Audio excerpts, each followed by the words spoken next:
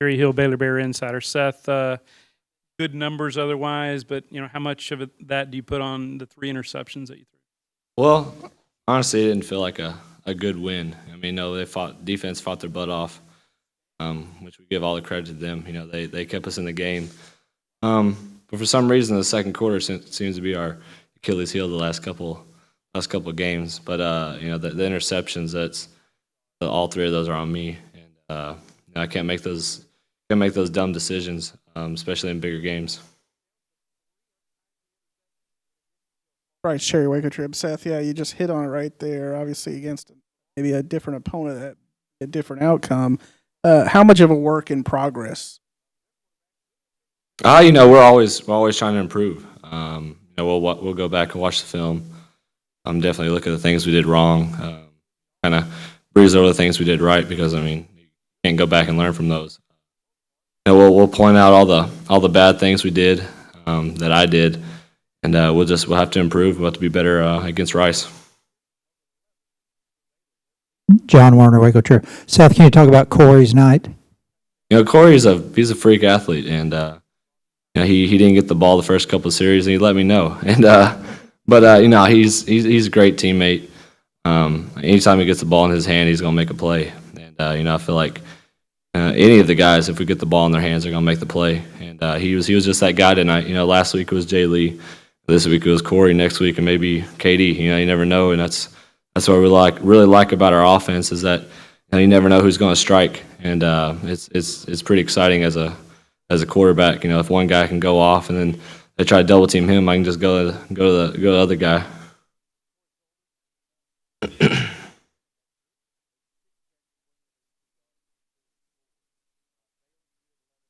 Hey, Seth, Tim O'Donnell, Channel 25 Sports. How different was it tonight without Kendall out there and with Levy calling the plays? Was there any difference in any different style that he might have had that Kendall wouldn't?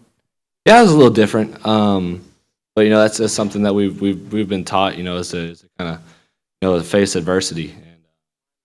And Coach KB has his way of calling. Everybody has their own special way of calling. And I felt like Coach Leb, did an amazing job. Stepping in, last minute deal. And he put us in situations for us to win. And I felt like he did an amazing job. Offensive line, I give them all the credit, giving me time to throw the ball. And but it was a tough one, but we pulled out the W.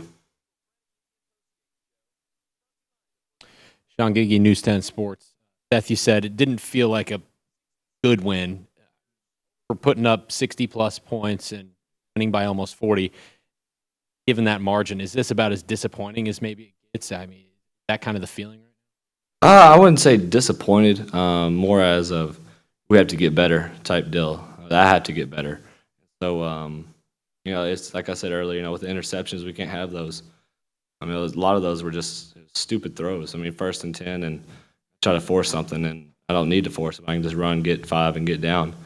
It's all about field position, too. They got – and the fumble, too.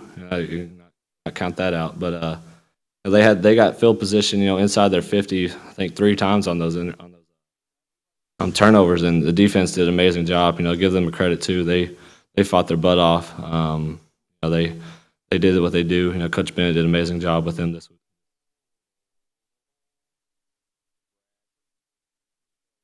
Thank you.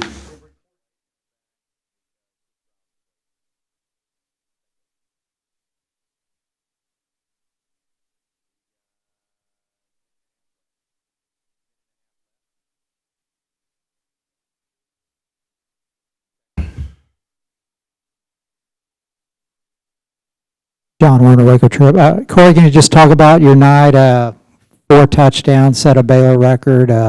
What were you feeling out there? It feels amazing. Got the record, but most important thing, we got the win. Everyone's happy. And just going to move on to the next game.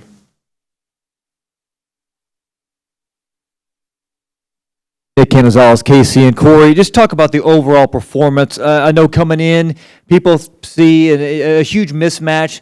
You guys supposed to maybe win by 50 or 60 points, but Lamar came in, kept it very close, and then finally you guys pretty much woke up in the second half. Just talk about the battle that you guys were in the first half and how surprised were you guys? Right. Like you said, we had to wake up. I guess some of the guys thought going to go out there just because we're Baylor and just going to roll over them. Got to know that every team we play is going to give us their very best. And we got to be aware of that and do what our game plan say. Sean J. Roger, Dallas Morning News. Corey, when you're kind of having a game like this, do you feel like you're getting in a rhythm? Do you feel like you're kind of in the zone in a way? Yeah, I feel like I'm getting in the rhythm, get hot. Just passionate player. Every receiver want the ball. Tell Seth, hey, I'm ready, and give each other a look and ready to roll. Gary Hill, Baylor Bear Insider. Corey, on that last one, I think it was on the last one, Seth kind of avoided the pressure. He ran around for it. What are you taught or how are you coached what to do on plays like there where he's scrambling around trying to find somebody? Well, it's really scramble rules, and my job is to make Seth look. Jason North Waco Trib. Corey, Jay Lee had 3 touchdowns last week. You had 4 this week. Is there a lot of competition between the receivers just to kind of be the guy that night? I wouldn't say competition. Everybody wants to be the best, and nothing's wrong with that. And I was excited for Jay Lee, just like he was excited for me tonight. I feel like if he scored 3 touchdowns, I scored 3 touchdowns.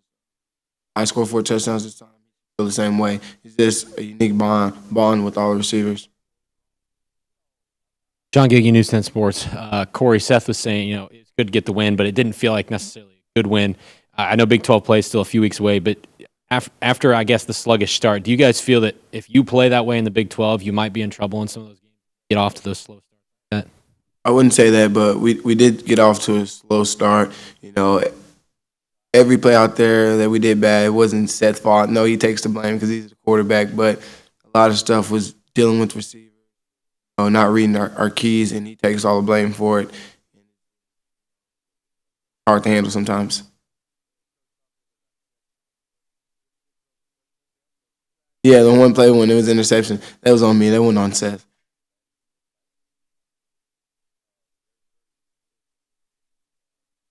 Everyone thinks it's Seth's fault. David Smoke, ESPN Central Texas. Seth said you said something to him after the first couple of series. Got to remind him that you're an All-American wide receiver, and yeah, you can say that. I'm just a very passionate player. I like to get involved. I said, it wasn't coming my way early. I told him I'll be thankful for one catch, to get it started. But this is just a relationship me and Seth has.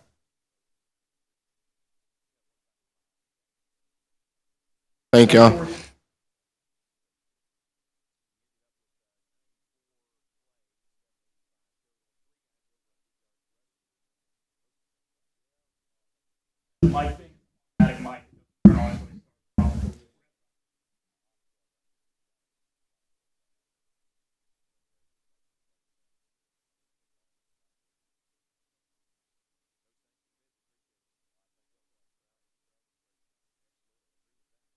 Grant, David Smoke, what was going on with the zone read in the first half? It seemed like they had you guys either out of position or in a rhythm.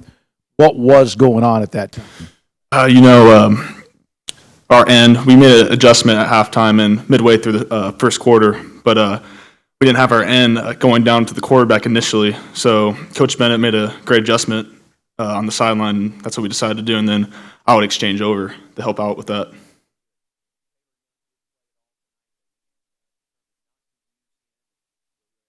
Hey, Grant, you've obviously been given the task of replacing three-year starter at linebacker. How do you think you're doing? What's it been like? Has it been a difficult transition for you?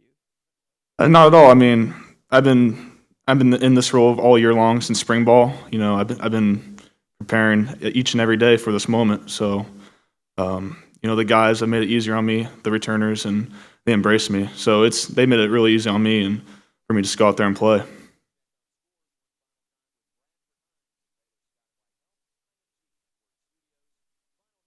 Gary Hill, Baylor Bear Insider. Grant, they got it on your end of the field 3 or 4 times on turnovers. When that happens, what does the defense need to do? I mean, I think they scored 17 of their points off of that. It does suck starting on our side of the field, but you know what? As a defensive player. We take pride in that. We don't want them to score no matter what, no matter where the ball's at. If it starts on the goal line, heck, we're going to go out and play. So we're always going to come out and fire, no matter what, where the ball's spotted up. Late nighters are still here. I'll tell you, I don't know, if you pay $15 for a ticket, that averages out to what, about $3.30 an hour or something. So it's not bad entertainment for the dollar, but just an unbelievable crowd tonight. I mean, the walkthrough that we went through is probably, I don't think we've had a better one, since I've been here. So that was just very, endearing, quite honestly. I mean, it just made me really feel good, from the inside out. And I know it did the same for our players, just because our fans were so supportive and so eager and so happy. So that was really felt good for the game. The game itself, I thought we played okay. We can't turn the ball over 3 times in one quarter. Somebody can check the stats, Jerry, but I think it's the first time we've ever done that since I've been here in one quarter. So that's just unheard of and uncalled for, and you can't do it. And you're fortunate if you come out with a win when that happens. And that's why it was a 28-21 ball game at halftime, because you flip it over and give them field position, give them momentum, let them get going a little bit. Next thing you know, we got a ball game, because everybody's got players. I mean, there's not a team out there without players. So you gotta make sure you work to get your wins, and we did. I was proud of the way our guys came back and executed and played, offensively and defensively. I thought we ended up running the ball extremely well down the stretch. It's probably what we didn't do enough early in the game. They did a good job on the back end defensively. They got good people on the back end. They got they had 8.5 starters back from last year, so they're off 8-win team. So they they had a chance to come in and make a little noise, and they did. And like I said, we're happy with the win. We got a lot of things to work on here in the next couple of weeks. Jerry Hill, Baylor Bear Insider. Art, does that concern you that it's 2 weeks in a row now that teams kind of hang around, or do you look at the end result more? No, I mean, it's you'd love to just be dynamically polished, every snap, but I'm not sure that's reality. But that's what you'd love to be, And I think through phases of the game, last weekend, this week, we've been that way. I think we've shown what we're capable of doing, but you just got to do it over the long haul. And one of our things has always been start fast, and I'm not sure we've started fast, both sides of the ball at the same time. So that's something that I think will hopefully take care of itself as the season progresses. I mean, we're still young into this thing, and still got a lot of building blocks to do, particularly offensively, but both sides of the ball. And we have to find improvement. We got 2 weeks off, got Rice. Steve Cook, Sikkim Sports. Coach, a lot of flags early and some shoving matches. Was Lamar kind of trying to prove they weren't going to back off from you? Yeah, I'm sure that they weren't going to. I mean, last time they played Baylor, they beat them. So I mean, they came in here, certainly, thinking that they were going to win the football game, prepared to win. I thought Ray and their staff did a great job. I thought they had a great plan both sides of the ball. I mean, I really do. I thought they did a really good job schematically. Both sides of the ball, protecting their QB, rolling him, keeping away from pressure, throwing high percentage passes, and defensively switching up their coverages and, loading and unloading the box and really giving us a lot of different looks.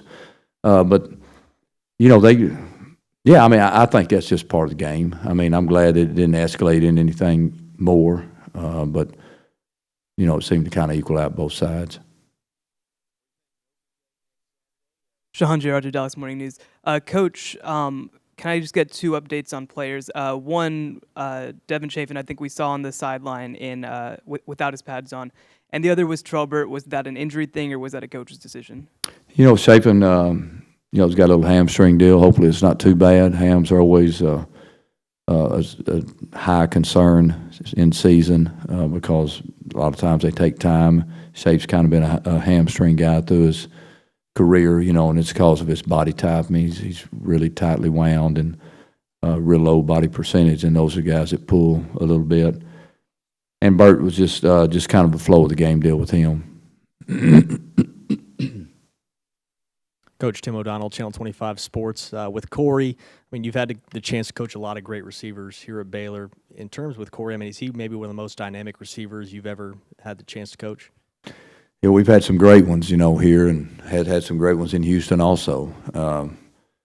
And they all are different, I mean, there's a lot of ways to be great. What makes Corey great is that he's very dynamic with the football. He's very just aggressive when he has the football in his hands, and he's an aggressive receiver going after the ball.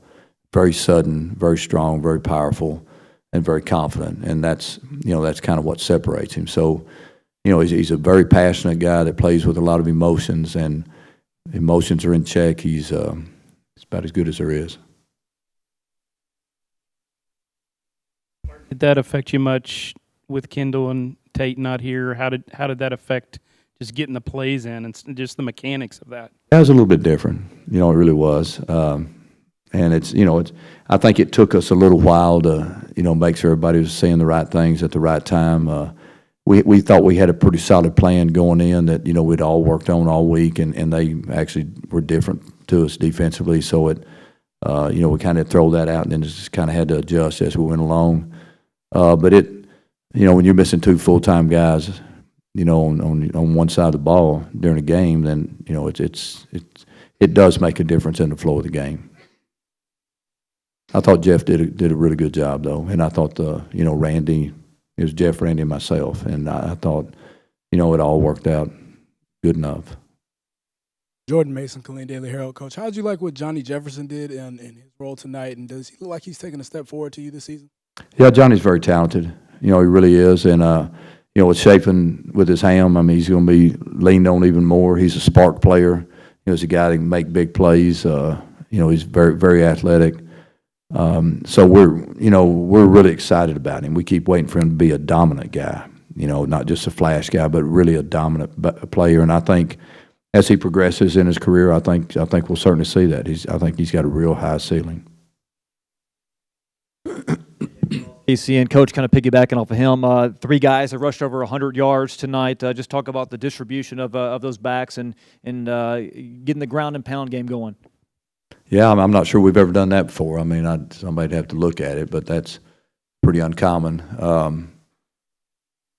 I mean, you got to be able to run the ball, and really that's kind of what makes our offense go. I mean, if we can run the football, we can throw it.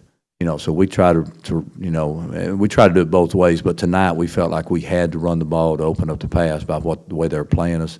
Some nights it's throw the ball to set up the run, but tonight was different. And I thought our O-line, came through at the end. I mean, that's when you run the ball well. It's usually because your O-line is doing a great job. And I thought those guys kind of earned their cost of living check tonight, and stepped up to the plate and made it happen. John Giggy, News 10 Sports. Coach, I know you said last week that with Seth, you were surprised at his completion percentage because you thought mentally he was as sharp as could be. I mean, do you feel like it's a bit flip-flop this week? You're happier with his completion percentage, but maybe his... I mentioned earlier on the radio, as good as he was good, he was as bad as he was bad. And that was like when he was good, he was really good. When he was bad, and he understands that. He knows that. He knows the expectations of that position, and that's my job and our job to kind of smooth him up and make sure that he's doing the right things at the right time. What I do like about Seth is that he is very fearless, and what you've got to weigh is the fearlessness versus intelligence.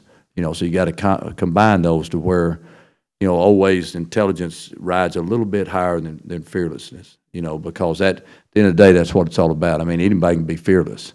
You don't have to be smart to be fearless. And so what you got to do is make sure when you're fearless, you're being smart. And he forced the ball a couple of times a day and scrambled, fled out of the pocket once when he could have stayed in there. And then we had a miscommunication on one route there. But he'll get better. And he just needs reps. His whole thing. I mean, he only had 50-something plays against SMU, and he probably had 50-something tonight. So, I mean, he's got to get reps.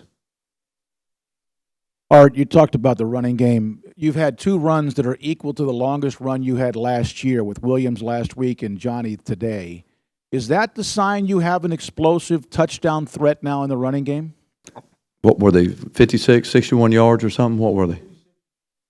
Yeah, I mean, I think the longest run we had maybe last year was 56 yards. I know Shock had one like 60-something against Kansas maybe 2 years ago in 13. You know, we got to, you got, those guys got to hit home runs. You know, I mean, they got to. When you get that kind of space, we get into conference play. I mean, it's, you know, the hardest points on the field to score is, 10 and in, 15 and in, because the field gets small. So, I mean, when you got a chance to pop one, I mean, you got to finish it. And, it's just part of it. I mean, there's good guys on the other side of the ball. I mean, guys that play DBs, they can run, and they got angles, they're not carrying the ball, and they're chasing. So it's hard to really be a home run guy on the offensive side of the ball, and I think that's why you very uncommonly see, house calls. Now, we've had a guy here that could house call you, but we've had one. And, those guys are just pretty uncommon. But we got 3 guys that can do it, that all have excellent speed. Johnny has great speed. Devin was a state qualifier in the 100 meters, as was Shock in high school. So those guys can run. Thank y'all very much. Appreciate it.